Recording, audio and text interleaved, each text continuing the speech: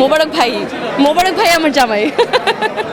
আমার জন্য বিশেষ, কারণ আমি আমার হাজব্যান্ডকে দেখলাম স্ক্রিনে, সো এটা অবশ্যই আমার জন্য একটা আলাদা অনুভূতি। না, এর আগেও করেছে, এছাড়া অন্যান্য প্ল্যাটফর্মেও কাজ করেছে, বাট আমি হলে তাকে প্রথমবার দেখেছি এবং এত চমৎকার একটা কাজে তার অংশগ্রহণ আমার সত্যি খুব ভালো লেগেছে। আমার জন্য মোমেন্টটা অনেক ইমোশনাল ছিল, খুব ভালো লাগছে। জুনিয়র মোবারক ভাই আমার জামাই।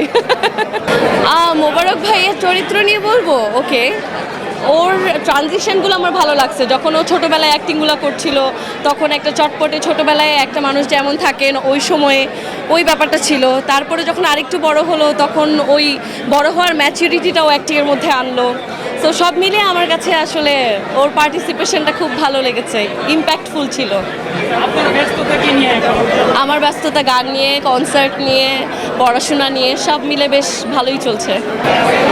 আমি তো আসলে কোনো বিশারদ না, সো এই বিষয়ে আমি বলার কতখানি যোগ্যতা রাখি জানি না। আমার মনে হয় সব খুব সুন্দর যাচ্ছে, সময়ের সাথে সাথে যেটা যেভাবে অ্যাডপ্ট করে নেওয়া দরকার সবই হবে।